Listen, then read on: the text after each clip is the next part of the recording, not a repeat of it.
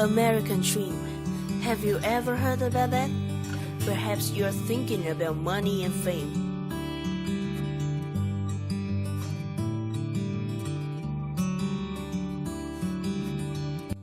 Hot chicks walking on the street with luxurious stops.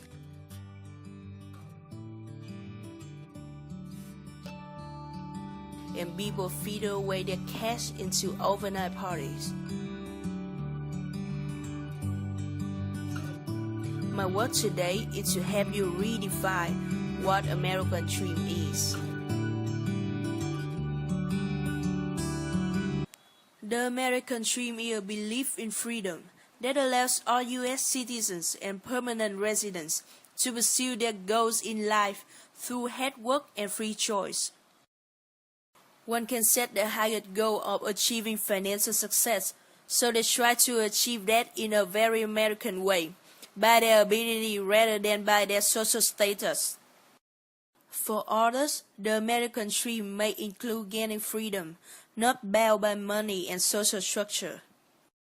The Declaration of Independence protects this American Dream. It used the family quote, "We hold it true to be self-evident, that all men are created equal, that they are endowed by their Creator with certain unalienable rights, that among these are life, liberty, and the pursuit of happiness."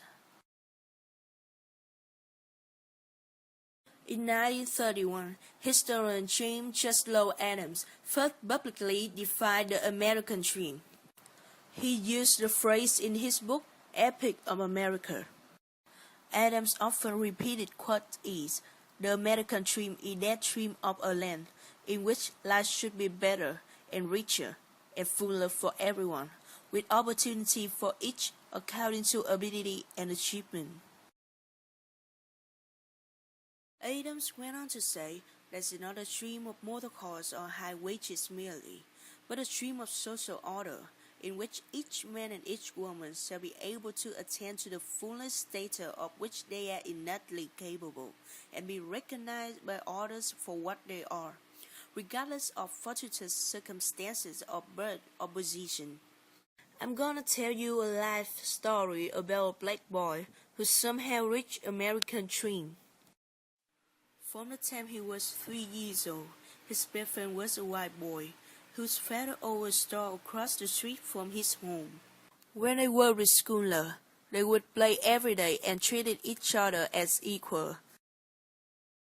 Then when he was 6 years old, the boy informed that his father wouldn't let them play together anymore. He hadn't thought of himself as different until that moment, but now he knew how he was seen. For a long time, the appearance filled him with hate. He was 8 years old the first time he faced such a scenario. He accidentally stepped on a woman's foot, and she slapped in the face and called him a nigger. He didn't do anything. He was 8 years old, and she was white. His father was also a civil rights activist, and he was a man who never accepted being treated as a lesser person. He talked back to every white person he saw, "I don't care how long I have to live with this system." And he told his son, "I will never accept." When he was in high school, as part of a competition, he delivered a speech where he took second prize. His victory was soured, however, by the long bus ride back to home. The bus was separated, and the black people had to stand so that white people could see. He and his siblings were born into a financially skilled middle-class family, and thus they received better education than the average child of their race. His recognition of this undoubtedly influenced him in his decision to live a life of social protest, extending the opportunities he had enjoyed to all blacks. Honor activism up to that point climached with the March on Washington for Jobs and Freedom. At the end of the march, which gathered at Lincoln Memorial in Washington, D.C., he gave his "I Have a Dream" speech. Does it remind you of any famous man in American history? Apparently, it was a story about Dr. Martin Luther King Jr.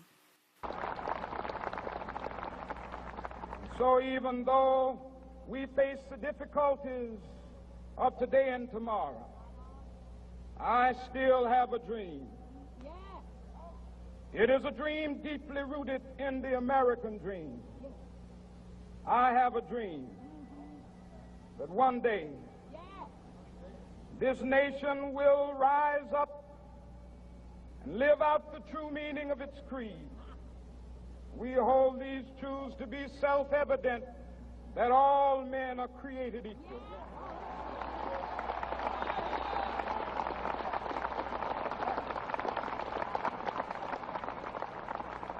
I have a dream that one day on the red hills of Georgia, the sons of former slaves and the sons of former slave owners will be able to sit down together at the table of brotherhood.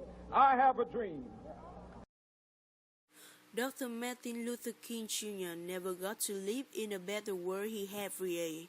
His world, until the moment he died, was one ruled by hate, inequality, and oppression. The only life he knew was the one of his childhood, growing up in Atlanta. It was a rude life, ruled by Jim Crow laws, inflicted by inequality.